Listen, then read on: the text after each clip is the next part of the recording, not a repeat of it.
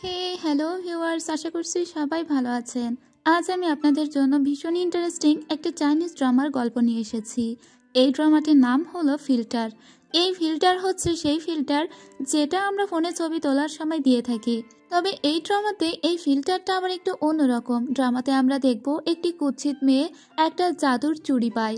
এই চুড়িটা পাওয়ার পরে হঠাৎ করেই সে অনেকগুলো ফিল্টার পায়, যার দ্বারা সে তার চেহারা পরিবর্তন করতে পারে। আর এইভাবেই যে ছেলেটিকে সে ভালোবাসতো, কিন্তু ছেলেটি টোটালি ওর দিকে ফিরেও তাকাতো না, সেই ছেলেটি ওর প্রেমে হাবুডুবু খেতে শুরু করে। তো চলুন আর দেরি না করে সোজা গল্পেই যাওয়া যাক। ড্রামার শুরুতেই আমরা একটি মেয়ের সাজ রুম দেখতে পাই। সে মূলত অনেক হেভি মেকআপ নিচ্ছিল। মেয়েটি দেখতে খুবই কুৎসিত, মানে সবাই ওকে কুৎসিত বলে, আমার নজরে মেয়েটি দেখতে অনেক সুন্দর।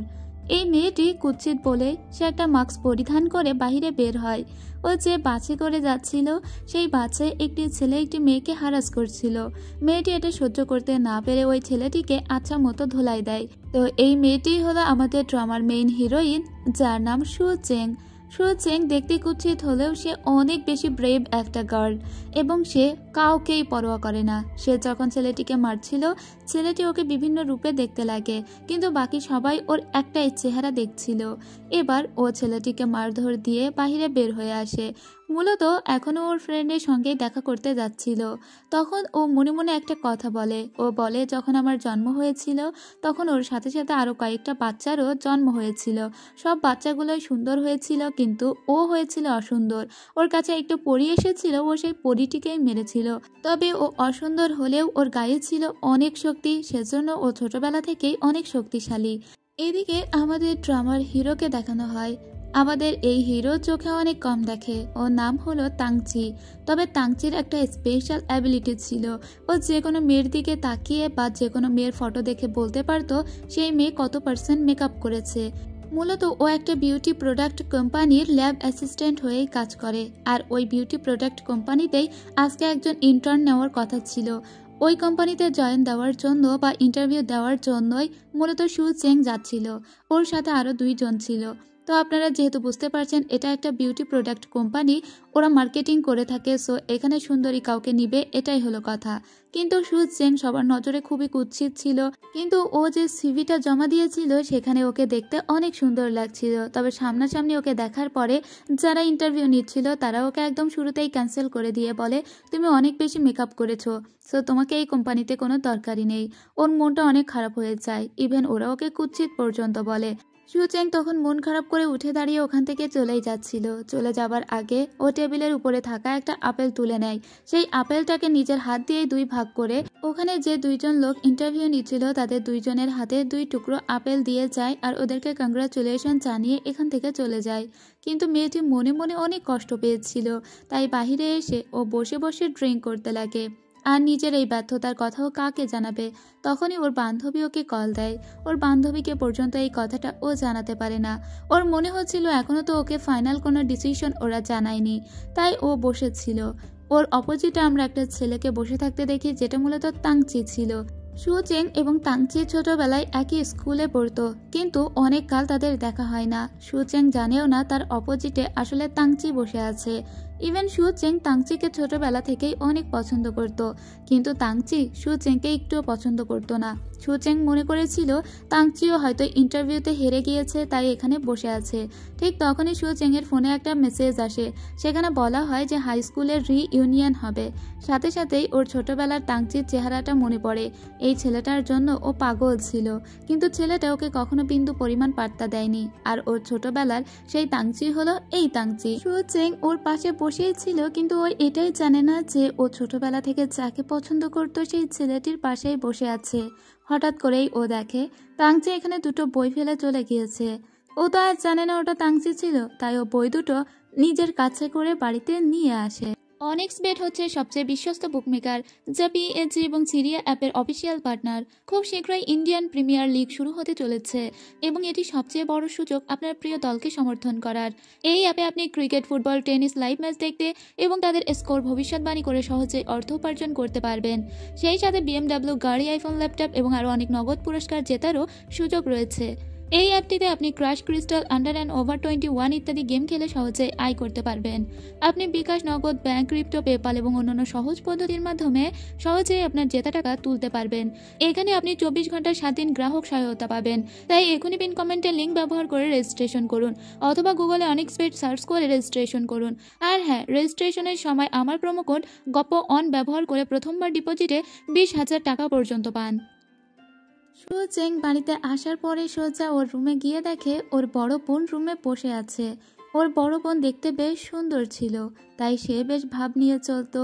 কিন্তু ছোট বোন হিসেবে সু চেং ছিল খুবই কুৎসিত দেখতে। এটা নিয়ে ওর বাবা মায়ের আবার বেশ চিন্তা হতো। কিন্তু সু চেং খুবই ব্রেভ একটা গার্ল ছিল। এদিকে আমরা ল্যাবে কাজ করতে দেখি তাংচিকে। তাংচি ল্যাবে যখন কাজ করছিল ঠিক তখনই ওর বন্ধু ইউ এখানে আসে। মূলত ওর বন্ধুর সঙ্গে এই পার্টনারশিপেই ওরা একটা কোম্পানি চালায়। ওর বন্ধু ওকে বলে, আমাদের স্কুলের রিইউনিয়নের জন্য সবাইকে ইনভাইট করা হয়েছে। তোমার তো সেই মেয়েটির সঙ্গে দেখা হবে যে মেয়েটি স্কুল লাইফে তোমাকে পছন্দ করত। এই শুনেই ওর খুব ভয় লাগতে শুরু করে, কারণ মেয়েটিকে ও একটুও পছন্দ করতো না। ওর বন্ধুকে প্রথমে বলে ও যাবো না, কিন্তু পরে যেতে রাজি হয়। এদিকে আমরা সুচেংকে দেখি ওর বান্ধবী লিন ওকে নিয়ে এসেছিল একটা ড্রেসিং রুমে। মূলত ওকে সুন্দর করে সাজিয়ে তারপরে রিইউনিয়নে নিয়ে যাবে, কারণ চেং টোটালি যেতেই চাইছিল না। কিন্তু ওর বান্ধবী ওকে অনেক বুঝিয়ে পড়িয়ে তারপরে এখানে নিয়ে আসে। কিন্তু চেং এসেই কাজকর্ম করতে শুরু করে দেয়। এখানে যার যা কিছু প্রয়োজন ছিল ও সেসব এগিয়ে দিচ্ছিল। তারপরেও তাংচিকে দেখে লুকিয়ে পড়ে। ওর বান্ধবী বলে ও এসেছে তো কি হয়েছে, কিন্তু তারপরেও তাংচি অনেক সুন্দর, তাংচিকে অনেক মেয়েরাই পছন্দ করে। তো ও তাংচির সামনে দাঁড়ানোর সাহস পায় না। কিন্তু ওদের স্কুলের আরো কিছু বন্ধুরা ওকে মক করতে শুরু করে দেয়। ও সাহসের সঙ্গে সবার সাথেই কথা বলছিল, কিন্তু তারপরেও সবাই ওকে অনেক বেশি হ্যারাস করতে থাকে। তাই রেগে মেগে ও সোজা একটা ওয়াইনের মুখ খুলতে যায়। ও খুবই স্টাইলিশ ওয়েতে এই ওয়াইনের মুখটা খুলেছিল, যেটা আরো কিছু লোকজন দেখতে পায় আর সবাই ওর কাছে আসে তাদের একটা করে ওয়াইনের বোতল নিয়ে।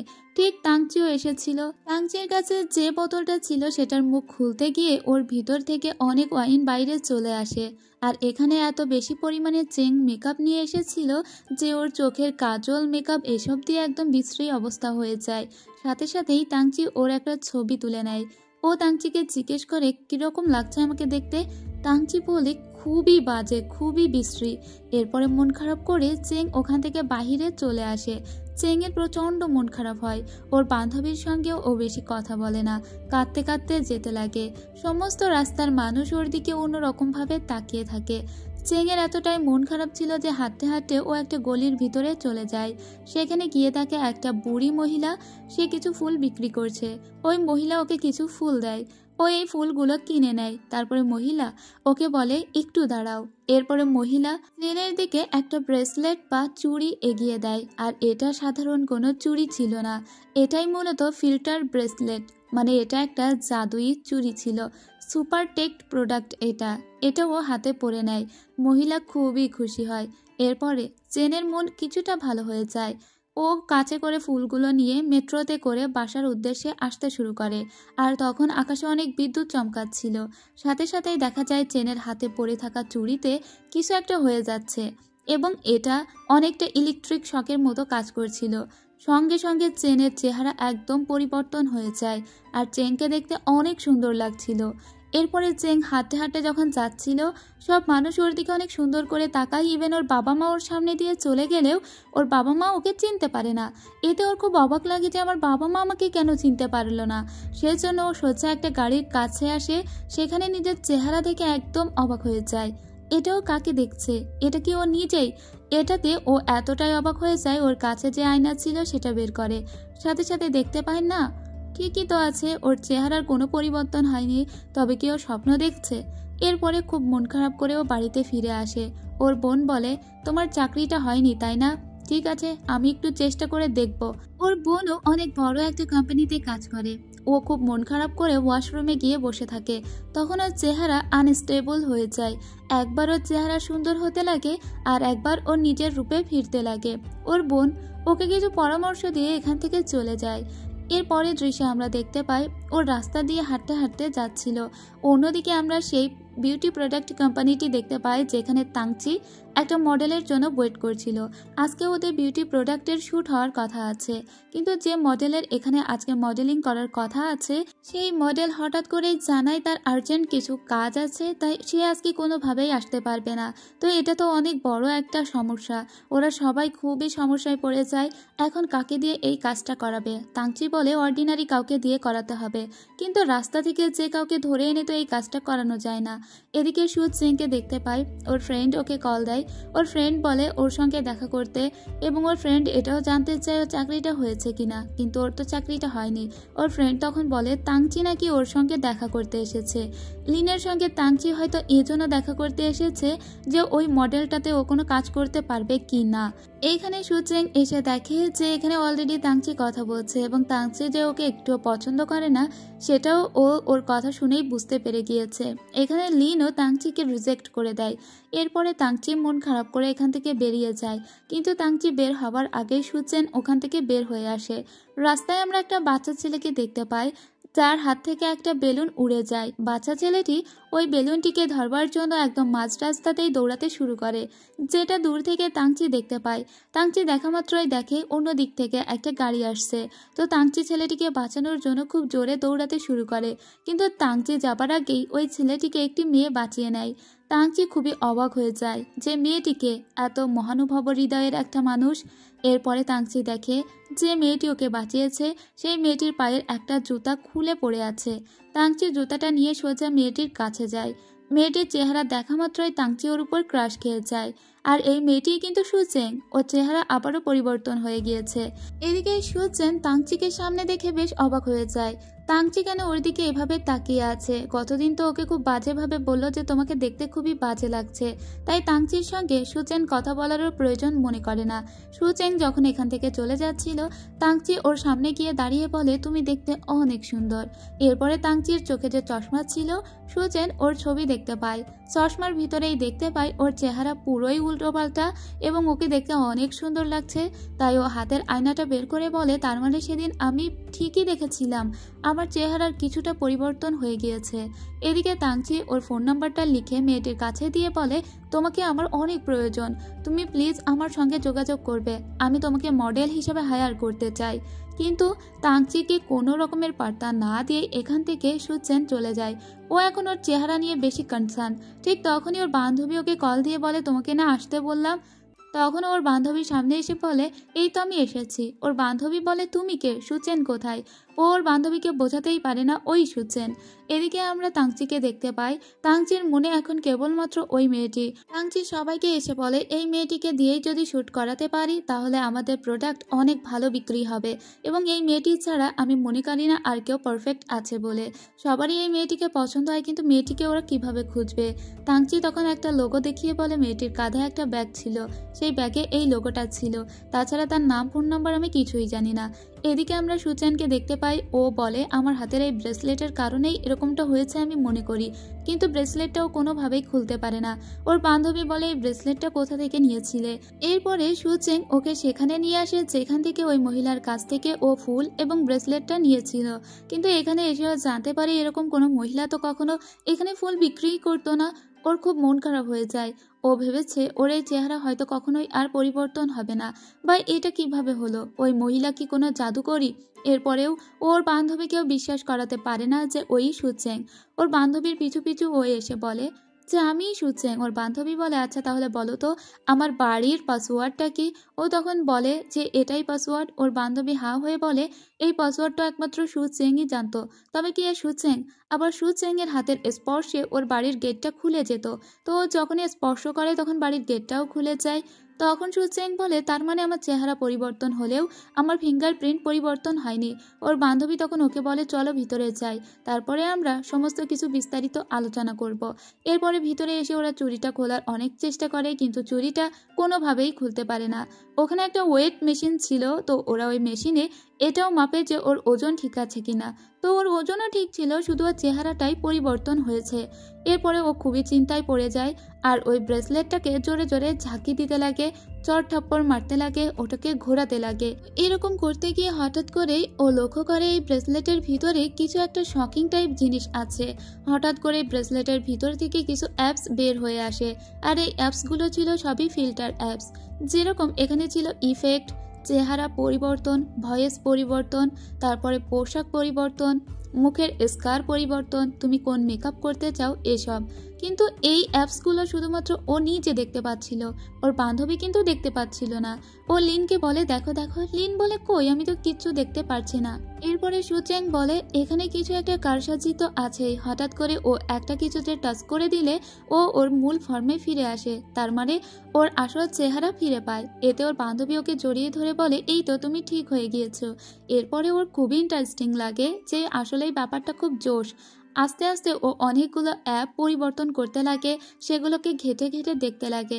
একটা জায়গায় তো ও নিজের ভয়েস পরিবর্তন করে একদম ছেলে লোকের মতো করে কথা বলছিল, কখনো বাচ্চাদের মতো করে কথা বলছিল, কখনো বা ও দেখতে পায় এখানে অনেক কিছু আছে যেগুলো ও চেহারার পরিবর্তন করতে পারে। যেরকম ওর মুখের কাটার দাগটা এখন ও একদম ঢেকে দিতে পারে, তবে ব্যথাটা ওর রয়ে গেছিল।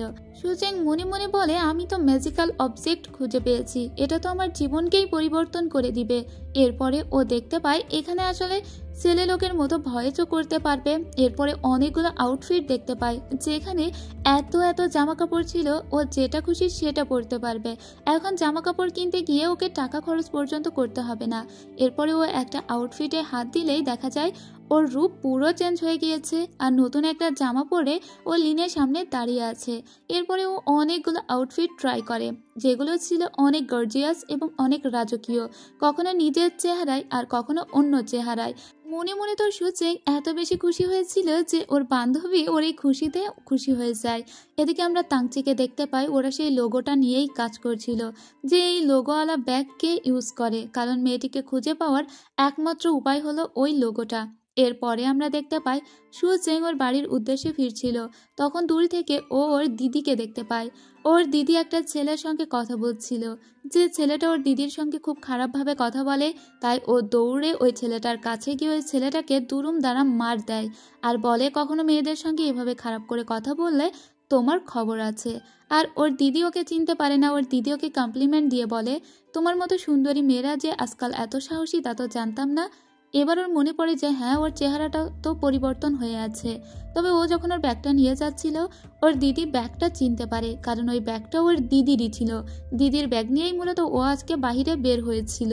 এরপরে ওর দিদি যখন বাসায় ফিরে আসে, তখন ও নিজের ফার্মে বাসায় ফিরে আসে। ওর হাতে ওই ব্যাগটা দেখে ওর দিদি বলে এর জন্যই মেয়েটার কাছের ব্যাগটা চেনা চেনা লাগছিল, কারণ সেম ব্যাগ তো একটা আমারও আছে। আসলে এটা হলো ওর জিমের ব্যাগ, মানে যখন ও জিমে যেত ওই ব্যাগটা নিয়ে যেত। এরপরে ওর দিদি বলে তুমি যে কোম্পানিতে জয়েন দিতে গিয়েছিলে সেই কোম্পানিতে আমি তোমার জয়েনিংয়ের ব্যবস্থা করেছি, আমার সমস্ত লিঙ্ক লগইনকে কাজে লাগিয়ে। এদিকে আমরা দেখতে পাই ওই কোম্পানি থেকে খুঁজে বের করা হয়েছিল সেই ব্যাগের সন্ধান। ব্যাগটি সন্ধান করতে করতে ওরা একটা জিমের নাম্বার পায়, যেখান থেকে ওরা সুচেংয়ের বোনের নাম্বার পায়। তাংচির কথা অনুযায়ী ওরা কিন্তু জানেই না যে সুচেং ওই সুন্দরী মেয়েটা। তো সুচেংয়ের বোনের কাছে ফোন দিয়ে ওরা বলে আপনার ছোট বোন বোধহয় ওই জিমে যায়, আপনার ছোট বোনকে আমরা হায়ার করতে চাই আমাদের একটা বিউটি প্রোডাক্টের মডেল হিসাবে। এখন এরা ভেবেছিল ওই সুন্দরী মেয়েটি হয়তো ওই মেয়েটি, কিন্তু এরা তো আর জানে না ওই সুন্দরী মেয়েটি আসলে সুচেং। সুচেং যখন বাড়িতে বসেছিল তখন ওর মনে পড়ে তাংচির কথা। তাংচি ওকে এই নাম্বারটা দিয়ে গিয়েছিল, ও সুন্দর বলে তাংচি ওকে নাম্বারটা দিয়ে গেল, আর আগে ওকে কি বাজেটাই না বলেছে। তাই ওর রাগ করে তাংচির দেওয়া নাম্বারটা ছিঁড়ে ফেলে দেয়। এদিকে তাংচি ওই মেয়েটির প্রেমে তো হাবুডুবু খাচ্ছে, এমনকি মেয়েটির যে নাম্বারও পেয়েছে, তার মানে সুচেংয়ের যে নাম্বারটা সেটাও অ্যাঞ্জেল সু নামেও সেভ করে রাখে, কারণ ওরা জানে যে ওই সুন্দরী মেয়েটার নামের শুরুতে সু আছে। তবে ওরা এটা জানে না সুন্দরী মেয়েটা আসলে সুচেং। সুচেং পরদিন নিজেকে রেডি করে নেয় আর নিজের স্কার্টটাও রিমুভ করে নেয়। এরপরে পরিপাটি হয়ে সোজা ওখানে চলে যায় ওখানে শ্যুট করার জন্য, মানে সেই কোম্পানিতে। কিন্তু এরা সবাই অপেক্ষা করে আছে ওই সুন্দরী মেয়েটির জন্য। আর সুচেং মনে করছে ওর দিদির কল্যাণেই বোধহয় ওর চাকরিটা হয়েছে, মানে এখানে একটা মিস আন্ডারস্ট্যান্ডিং হচ্ছে। যখন সুচেং এখানে আসে, তাংচি ওকে দেখে অবাক হয়ে বলে এই মেয়েটি এখানে কেন, সেই মডেল কোথায়। সুচেং তখনই বুঝতে পারে আসলে এরা মূলত ওই সুন্দরী মেয়েটিকে খুঁজছিল, কিন্তু ওই সুন্দরী মেয়েটি তো মূলত সুচেং। তাই সুচেং এখানে। এরা সবাই সুচেংকে আজও অপমান করে আর বলে, তোমার মতো মেয়েকে দিয়ে কিভাবে আমরা শ্যুট করাবো। তাই ও কাঁদতে কাঁদতে ওখান থেকে চলে যায়। ওর খুবই খারাপ লাগে। ওর স্কুল জীবনের কথা মনে পড়ে। স্কুল জীবনে ওকে একবার ওর বান্ধবী অনেক সুন্দর করে সাজিয়ে দিয়েছিল, কিন্তু ওর এই সৌন্দর্য দেখে তাংচি ভয় পেয়ে গিয়েছিল। ও তাংচিকে দুটো বাদাম দিতে গিয়েছিল, কিন্তু তাংচি ওকে এতটাই ঘৃণা করতো বা এতটাই ভয় পেত যে সবসময় ওর থেকে দূরত্ব মেনটেন করতো। সুচেং বলে, ঠিক আছে, আমি এত ভয়ই বা কেন পাচ্ছি। আমার কাছেটা একটা জাদুই চুড়ি আছে, এটা দিয়েই আমি সবাইকে তাক লাগিয়ে দিব। কোনোভাবেই আমি কাউকে আমার নিজেকে অপমান করতে দিব না বলে ও চুড়িটা টাচ করে। কিছুক্ষণ পরে সবাই অবাক হয়ে তাকিয়ে থাকে। কিছুক্ষণের ভিতরেই এখানে নতুন একটি মেয়ে চলে এসেছে, যে মেয়েটিকে দেখে একদম ক্রাশ খেয়েছিল তাংচি, যাকে ছাড়া এই শ্যুট একদমই অসম্ভব। এখানে আসার পরেও সুচেং তার নিজের পরিচয় দেয় সু মিয়াও বলে, মানে ওর নতুন নাম হলো সু মিয়াও। এরপরে সু মিয়াও চলে যায় ওদের সঙ্গে বিজনেস কন্ট্রাক্টে সাইন করার জন্য। প্রথমত ও গিয়ে টেস্ট করে এখানকার বিউটি প্রোডাক্ট টেস্ট করে বলে, প্রোডাক্ট তো ভালোই, কিন্তু আপনাদের মন মানসিকতা তো একদমই ভালো নয়, কারণ আপনারা কোনো একটা কুৎসিত মেয়েকে কাজে নিতে চান না, কিন্তু আপনারা আপনাদের প্রোডাক্ট দিয়ে মানুষকে সুন্দরী বানাতে চান। তো যদি নিজেদের মনই ভালো না হয়, সেরকম কোম্পানিতে আমি কাজ করব না। আসলে সু মিয়াও সুচেং এর হয়েই প্রতিবাদটা করে দিল, আর এখানে এদেরকে রিজেক্ট করে দিয়ে চলে যায়। সবাই ওর চলে যাওয়াতে অবাক হয়ে যায়। কি হলো ব্যাপারটা, মেয়েটা এত সুন্দরী, এত টাকা অফার করলাম, তারপরেও কেন কাজ করবে না? তাংচি বলে, ও ঠিকই বলেছে, আমরা কেবল সৌন্দর্যেরই কদর করি। এরপরে সুচেং ওর নিজের রূপে ফিরে আসে আর ওর ফ্রেন্ডের সঙ্গে গল্প করে বলে আজকে ও খুবই স্যাটিসফাইড। ও তো এমনটাই চেয়েছিল। এমনকি ওর বান্ধবীও ওর এই আচরণে খুবই খুশি হয়। ওর বান্ধবীর কাছে তখন বারবার তাংচি মেসেজ দিতে থাকে। তাংচি বারবার সুচেং এর নাম্বারটা চাচ্ছিল, কারণ তাংচির এখন সুচেংকেই লাগবে। সুচেং এর সঙ্গে সু মিয়াও এর কিছু মিল আছে বলে মনে হয়েছে তার, সেজন্য সে সুচেং এর নাম্বারটা খুঁজছে, কারণ সু মিয়াও এর কোনো নাম্বার তাংচির কাছে ছিল না। তবে ওই মেয়েটিকে তো ওদের মডেল হিসেবে লাগবেই। পরদিন আমরা দেখতে পাই সুচেং যখন বাড়ির দিকে যাচ্ছিল, তখনই ওর দিকে তাংচি এগিয়ে আসে, কেননা ওর বান্ধবী লিন তাংচিকে সুচেং এর নাম্বারটা দেয়নি। তখনই তাংচি এসে সুচেংকে বলে, আমার মনে হয় তুমি সু মিয়াওকে চেনো, তাই না? সুচেং মনে করে যে ও হয়তো ধরা পড়ে গিয়েছে। তখন তাংচি বলে, তোমার হাতে যে ব্রেসলেটটা আছে, ওই সেম রকমের একটা ব্রেসলেট আমি সু মিয়াও এর হাতেও দেখেছি। তো আমার মনে হয় তোমরা দুজন একে অপরের খুবই ক্লোজ ফ্রেন্ড। তাছাড়া তুমি যে ব্যাগটা ক্যারি করো, সেই সেম ব্যাগ আমি দেখেছিলাম সু মিয়াও এর কাছেও। আর এগুলোই তো বলে দেয় তোমাদের ভিতরে একটা মিল আছে। আমার মনে হয় তোমরা একে অপরের বন্ধু। তো আমি সু মিয়াও এর নাম্বারটা চাই, আমি চাই সে আমাদের সাথে কাজ করুক। তুমি কি ওকে একবার কল দিবে? সুচেং তখন কল দেয়। মূলত কলটা সে লিনের কাছে দেয়। ও লিনকেই সু মিয়াও সাজিয়েছে। ও বলে, শোনো সু মিয়াও, তোমার সঙ্গে তাংচি কাজ করতে চাইছে, তুমি কি কাজ করতে চাও? লিন বুঝতে পারে যে এখন ওর সামনে তাংচি দাঁড়িয়ে আছে। লিন বলে, হ্যাঁ, তাংচিকে বলে দাও, আমার কাজ করতে কোনো অসুবিধা নেই। তখন সুচেং বলে, আমার বান্ধবী সু মিয়াও বলেছে ওর কাজ করতে অসুবিধা নেই, তাই তুমি এখন যেতে পারো। পরে সুচেং যখন বাড়িতে আসে, ও পুনরায় সু মিয়াও রূপে চলে যায়। ও নিজেকে একটু বাজিয়ে দেখছিল, ওকে এই রূপে কি সত্যি এত ভালো লাগে যে তাংচি ওকে দিয়ে কাজটা করানোর জন্য একদম পাগল হয়ে গিয়েছে। যাই হোক, ওর বান্ধবী বলে, তুমি এখন সু মিয়াও সাহায্য ব্যাপার না, তারপরে ওকে দেখাবে খেলাটা। আজকে সু মিয়াও সেজে মূলত তাংচির সঙ্গে দেখা করতে গিয়েছিল সুচেং। তবে ও এরকম একটা ড্রেস পরেছিল যে ড্রেস দেখে খুবই অ্যালার্জি হবে তাংচির। ছোটবেলায় এরকম ঝিকমিকি একটা ড্রেস পরা দেখে তাংচি বমি করে দিয়েছিল। সেজন্য ছোটবেলার ওই প্রতিশোধটা তোলার জন্য মূলত ও আজকে এত ঝিকিমিকি একটা ড্রেস পরে এরকম একটা বারে এসেছে। সচরাচর এরকম বারে কেউ একটা আসে না। যাই হোক, তাংচি যখন এখানে এসে ওর এই লুক দেখে তো ওর খুব অবাক লাগে। তার তারপরে সুমিয়াও তো শুরু করে দিয়েছে আরও ওর যত রকমের অ্যাক্টিং জানে সেই সমস্ত কিছু।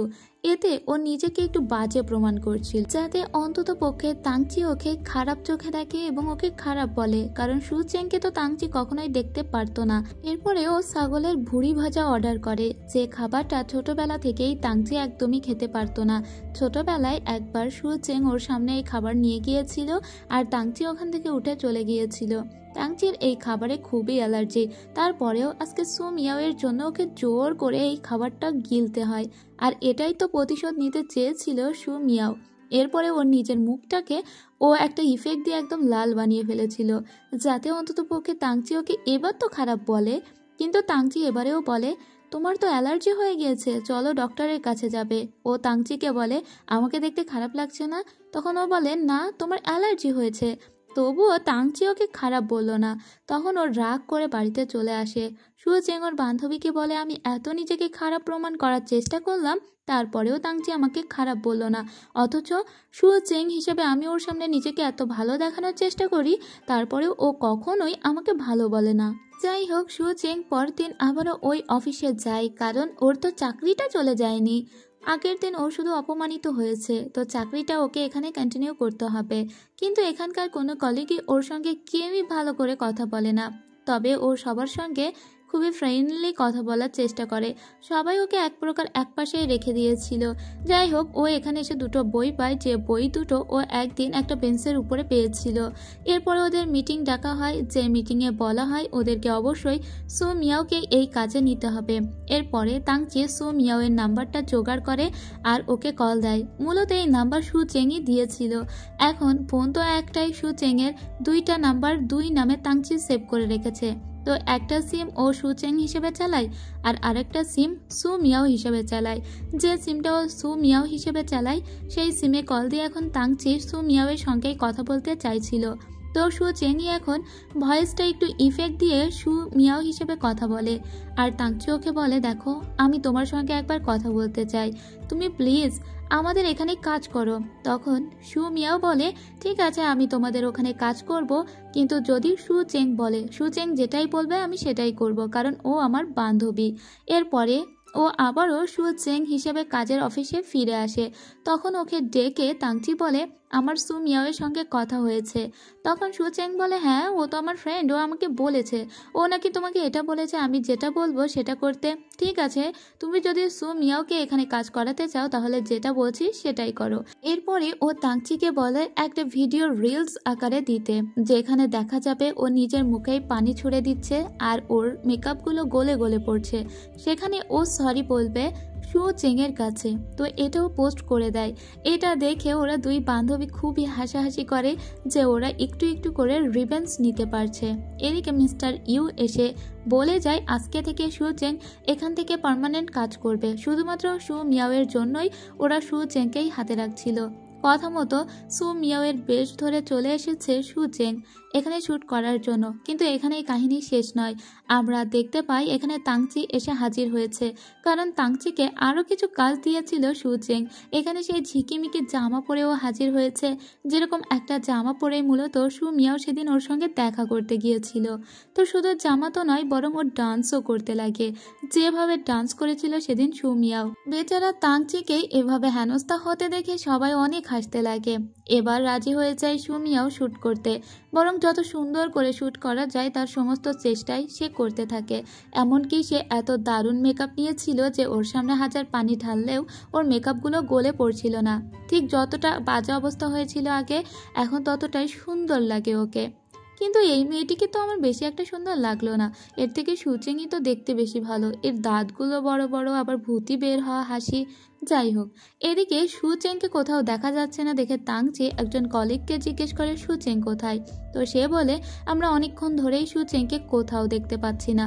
সুমিয়াও আবার এই কথাটা শুনতে পায়। সুমিয়াও এর তখন মনে হয় ওকে এক্ষুনি আবার সুচেং এর রূপে ফিরে যেতে হবে। এদিকে সুমিয়াও এর কাছে যেহেতু সুচেং এর নাম্বার, যাই হোক, মানে সুচেংই তো সুমিয়াও, তো সুচেং এর যে নাম্বারটা ইউজ করে সেখানে তাংচি কল দিয়ে ওকে খোঁজ করলে ও সোজা গিয়ে ওর লুক চেঞ্জ করে পুনরায় আবারও সুচেং হয়ে ফিরে আসে। তাংচি উপর থেকে দেখে যে ওর বান্ধবীর সঙ্গে দেখা করে ফিরছে। এখানের কেউ ওর সঙ্গে ভালো করে কথা বলছিল না, কারণ ও সকাল থেকে কোনো কাজ করেনি, কারণ সকাল থেকে কেউ ওকে দেখতে পায়নি। ও সবার জন্য কফি এবং কিছু খাবার নিয়ে এলেও কেউ কথা বলে না ওর সঙ্গে। তাংচিও ওর সঙ্গে খুব খারাপ ব্যবহার করে, এতে ওর আসলেই খারাপ লাগে। কিছুক্ষণ পরে সবাই আবার সু মিয়াওয়ের খোঁজ করলে ওকে পুনরায় রূপ বদল করে সু মিয়াও হিসাবে সামনে আসতে হয়। তখন থেকে সুচেং আবার সবার সামনে থেকে হারিয়ে যায়। এভাবেই চলতে লাগে ওর বাথরুমে দৌড়াদৌড়ি। একবার ও সু মিয়াও হিসেবে আসে, আর একবার যখন সু চেংকে সবাই খোঁজে তখন আবার সু চেং রূপে হাজির হয়। এভাবেই চলতে থাকে। যাই হোক, শেষ পর্যন্ত ওর কাজটা কমপ্লিট হয়। যখন ওর কাজটা শেষ হয় ও দ্রুত করে এখান থেকে চলে যেতে চাইছিল, কিন্তু তাংচি ওকে আটকানোর চেষ্টা করে। তারপরেই ও সু চেং রূপে আবারও পুনরায় ফিরে আসে। তখনও ওকে সবাই কিন্তু একটু এড়িয়ে চলছিল। তবে আজকে যেহেতু অনেক ভালো একটা কাজ হয়েছে, তাই ওর সমস্ত কলিগরা সবাই একটা পার্টিতে যায়। সেখানে গিয়ে ওরা অনেক ড্রিঙ্ক করতে শুরু করে। এরপরে সুচেং ওর বান্ধবীকে কল দিয়ে বলে, এই বারের সামনে আসো, আমি তোমার গাড়িতে করে চলে যাব। ওর বান্ধবী ওর গাড়িতে নিয়ে আসে সেই বাড়ির সামনে, কিন্তু তখনই আমরা মিস্টার ইউকে দেখতে পাই। ও অনেক ড্রিঙ্ক করে অনেক মাতাল হয়ে গিয়েছিল, সেজন্য একটা গাড়ি পেয়ে সোজা সেই গাড়িতে উঠে পড়ে। আর এই গাড়িটা পার্ক করা ছিল একদম রোড সাইডে, সেজন্য এখানকার ট্রাফিক পুলিশ দ্রুত ওকে গাড়িটা নিয়ে চলে যেতে বলে। সো ওর বান্ধবী আর পিক আপ করতে পারে না সুচেংকে। সুচেং তখন ওর বান্ধবীর কলটা রিসিভ করে বলে, ঠিক আছে, কোনো ব্যাপার না, আমি নিজেই চলে যাচ্ছি। ওর বান্ধবীর খুবই রাগ হয় যে এই উৎকট ঝামেলার লোকটা কোথা থেকে এসে উড়ে এসে জুড়ে বসলো। এখন আমি আমার বান্ধবীকেও পিক আপ করতে পারছি না। তো অলরেডি এখানকার বারটিও বন্ধ হয়ে যাচ্ছে, এখানে শুধুমাত্র তাংচি পড়ে আছে। বারের লোকটি বলে যে তাংচিকেও এখান থেকে নিয়ে যেতে। পরদিন সকালবেলা আমরা একটা বাড়ির দৃশ্য দেখতে পাই, যেখানে গভীর ঘুমে ছিল সু মিয়াও বা সুচেং। কিছুক্ষণ পরেই ও দেখে ও আসলে তাংচির পাশে ঘুমিয়ে আছে, এবং ও মনে করে এটা স্বপ্নও, কিন্তু না, এটা আসলেই বাস্তব। দ্রুত করেই ও বেড থেকে নেমে পড়ে। তারপরেই ওর মনে পড়ে গত রাত্রে কি হয়েছিল। গত রাত্রে মূলত ও তাংচিকে তাংচির বাড়িতে নামিয়ে দিতে এসে অনেক বেশি ক্লান্ত হয়ে পড়ে, আর তাংচিকে সোজা ওর রুমে নিয়ে আসে, আর তাংচিকে ধাপাস করেই নিচে ফেলে দেয় আর নিজে বেডের উপরে ঘুমিয়ে পড়ে। এই পর্যন্তই ওর মনে আছে। তড়িঘড়ি করে ও নিজের জামা কাপড় ব্যাগ এগুলো নিয়ে দৌড়ে বাইরে বের হয়ে আসে।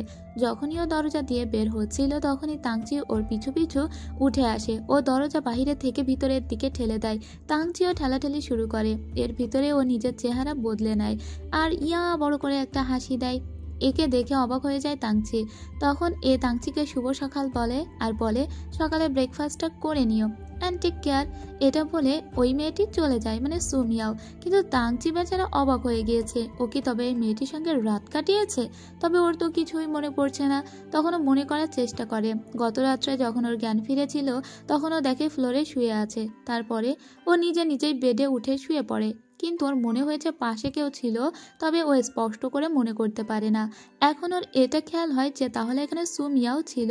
সাথে সাথে ওর বন্ধুকে কল দেয়। এদিকে ওর বন্ধু তো লিনের গাড়িতে ঘুমাচ্ছিল। ওর বন্ধু যখন এই কথা শোনে তখন লিন এখানে এসে জোরে চিল্লাচিল্লি শুরু করলে তাংচি মনে মনে বলে, তুমিও তাহলে একটা মেয়ের সঙ্গে রাত কাটিয়েছো। এটা বলে ফোন কেটে দেয়। এখানে একটা ওর রাবার ব্যান্ড পায়, যেটা ও মনে করেছিল সুমিয়াও ভুল করে রেখে গিয়েছে, তাই রাবার ব্যান্ডও নিজের হাতে রেখে দেয়। এদিকে আমরা ইউকে দেখতে পাই। ইউ এর কাছে অনেক টাকা দাবি করেছিল লিন, যেহেতু একটা ভাড়ার কষ্ট আছে। তো এখন ইউ এর কাছে 200 টাকা ছিল, ও 200 টাকা দিয়ে যায় আর বলে, ওই চ্যাটে আমরা অ্যাড হয়ে নি, আমার ফোনের এখন চার্জ শেষ হয়ে গিয়েছে, পরে আমি তোমাকে টাকাটা দিয়ে দিব। পরদিন যখন সুচেং কাজে আসে তখন দেখা যায় কতদিন যে ফটোশ্যুটগুলো হয়েছিল সেগুলো নিয়েই মূলত মিটিং হচ্ছিল। আর এই মিটিংয়ের ভিতরেই বারবার তাংচি সুমিয়াওকে কল দিতে থাকে, কিন্তু এবার খুব মেজাজটা খারাপ হয়ে গিয়েছিল সুচেং ওর বান্ধবীকে এসে এই সব কথা জানায়। ও আবারও যখন কাজ করতে যায় তখন ওর কাছে এক গাদা ফাইল দিয়ে যাওয়া হয়। যেহেতু গত 2 দিন ধরে ও একদম উধাও ছিল, সেজন্য ওকে এতগুলো ফাইল দিয়ে যাওয়া হয়েছে এবং বলা হয়েছে আগামীকাল সকালের ভিতরে এই সমস্ত ফাইলগুলো অ্যানালাইসিস করে জমা দিতে হবে। তো সারা রাত জেগে মেয়েটা কাজ করতে থাকে। একে একে সবাই কাজ ছেড়ে চলে যায়, কিন্তু ও কাজ করতে থাকে। এদিকে সু মিয়াও যে নাম্বারটা ইউজ করতো সেই নাম্বারে তাংচি বারবার কল দিলে সু চেং নাম্বারটা বন্ধ করে দেয়। অনেক রাত পর্যন্ত অনেক ট্রাই করে তাংচি, কিন্তু তাও সু মিয়াওকে রিচ করতে পারে না। এমনকি ও অনেকগুলো টেক্সট পর্যন্ত দিয়েছে সু মিয়াওকে। এদিকে সু চেং কাজ সমস্ত কিছু শেষ করে একটু পানি নেওয়ার জন্য বাইরে যায় বা একটু হাত মুখ ধোয়ার জন্য। তখনই এই রুমে আসে, মানে সু চেং এর রুমে আসে তাংচি। এসে দেখে মেয়েটা অনেক রাত অবধি কাজ করেছে। তখন আকাশে বিদ্যুৎ চমকাচ্ছিল। এদিকে আমরা সু চেংকে দেখতে পাই ও ওয়াশরুমে যখন ফ্রেশ হচ্ছিল তখনই ওর ভিতরে হঠাৎ করে কিছু চেঞ্জেস আসতে শুরু করে, মানে ওর চেহারা আনস্টেবল হয়ে যেতে শুরু করে। দেখা যায় ওর এই ব্রেসলেটটাও ভালো করে কাজ করছে না। যখন এখান থেকে চলেই যাচ্ছিল তখন তাংচি এদিকেই আসে, তাই ও একটা অন্ধকার রুমের ভিতরে ঢুকে পড়ে। তাংচি এদিকে সু চেংকে বারবার কল দিচ্ছে, কারণ সু চেং এখানে ছিল, তাহলে সে গেল কোথায়। ইভেন ও সু চেং এর কাছে সু মিয়াও এর ব্যাপারেও জানতে চাইছিল। তখনই ও শুনতে পায় কেউ একটা কোথাও শব্দ করছে। সো ও ওই রুমের ভিতরে আসে আর এখানে লাইটটা জ্বালিয়ে দেখতে পায় এখানে আসলে সু মিয়াও। ও সু মিয়াওকে দেখে অবাক হয়ে বলে, তুমি এখানে? আসলে ওর চেহারা এখন পাল্টে গিয়েছে। সু মিয়াও বলে, আমি সু চেং এর সঙ্গে দেখা করতে এখানে এসেছিলাম, তুমি লাইটটা বন্ধ করো। এটা বলে লাইট বন্ধ করে দেয়। আর যখন আবার ও তাংচি লাইট দিতে যায় ও দ্রুত করে তাংচিকে জড়িয়ে ধরে, যাতে একবার ওর মুখটা তাংচি দেখে না ফেলে, কারণ ওর চেহারা এখন একবার সু চেং হয়ে যাচ্ছিল আর একবার সু মিয়াও হয়ে যাচ্ছিল। কিন্তু ওর এই জড়িয়ে ধরাতে আবার তাংচির মনে মনে তো বাটারফ্লাই উঠতে শুরু করে, কারণ তাংচি তো সু মিয়াওকে অনেক পছন্দ করে। তাংচি বলে, আমিও তোমাকে অনেক দিন থেকে পছন্দ করি, কিন্তু এত দ্রুত এসব কিছু করার দরকার নেই। এদিকে আমরা দেখতে পাই ওর বান্ধবী লিনকে। লিনের বাকি টাকাটা ফেরত দেবার জন্য এসেছিল ইউ। তখনই ওরা খেয়াল করে আশেপাশে সন্দেহজনক কেউ একটা এই বাড়ির দিকে ফোকাস রেখেছে। আসলে ওটা আর কেউই নয়, ওটা ছিল সু মিয়াও। এখন ওটা কে এটা দেখার জন্য ইউ যখন যায়, সু মিয়াও ওকে একটা ঘুষি দিয়ে দেয়। এরপরে ওর বান্ধবী লিন পড়ে গেলে আর সু মিয়াও দূরে থাকতে পারে না, এখানে চলে আসে। সু মিয়াওকে এখানে দেখে ইউ বলে, তুমি এখানে? তার মানে তোমরা দুজন একে অপরের ফ্রেন্ড? ও আচ্ছা, যাই হোক। এরপরে সু মিয়াও এবং লিন চলে যায় আর ইউ বলে, এরা ফ্রেন্ড তো জানতাম না।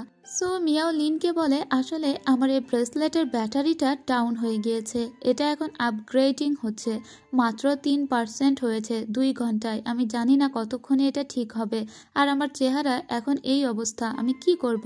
আজকে আমি তোমার বাড়িতেই থেকে যাব। এদিকে আমরা দেখতে পাই জ্ঞান ফিরে এসেছিল তাংচি। জ্ঞান ফিরে দেখে ও ল্যাবে পড়ে আছে, আর ওর মনে পড়ে যে একটু আগে মানে রাত্রেবেলা ওকে সু মিয়াও হঠাৎ জড়িয়ে ধরেছিল, আর তারপরে সু মিয়াও ওকে অজ্ঞান করে এখান থেকে পালিয়েছে। কিন্তু মেয়েটি ওকে জড়িয়ে ধরার পরে অজ্ঞান কেন করে দিল, এটা ওর মাথায় কোনোভাবেই ঢোকে না। তাই ও বারবার ওকে টেক্সট দিতে শুরু করে, কিন্তু সু মিয়াও ওকে একদমই পাত্তা দিচ্ছিল না। দেখে সোজা লিনের বাড়িতে চলে আসে তাংচি। তাংচি আসলে জানতে পেরেছে ইউ এর কাছে যে এখন সু মিয়াও লিনের বাড়িতে আছে, তাই ও সোজা এই বাড়িতে চলে এসেছে। যাই হোক, লিন ওকে আটকানোর চেষ্টা করলেও পারে না। তাংচি এখন এসে একে বলে, আমি তোমার সঙ্গে একটা ডিনার করতে চাই, তো আজকে আমি তোমাকে লোকেশনটা জানিয়ে দিব। আমি তোমাকে কিছু কথা বলতে চাই, প্লিজ তুমি সেখানে আসবে। আসলে রাত্রে যে ওই সুমিয়া ওকে জড়িয়ে ধরেছিল, এই ব্যাপারটার পর থেকে ওর মনে তো সবসময় লাড্ডু ফুটছে, সেজন্য ও আজকে প্রপোজ করবে এই চিন্তা করেছে। তাই সুমিয়াওকে বলছে যেন রাত্রে দেখা করে। এদিকে অফিস থেকে একদিনের ছুটি নিয়েছিল সু চেং, কারণ এই চেহারা নিয়ে তো অফিসে যেতে পারবে না।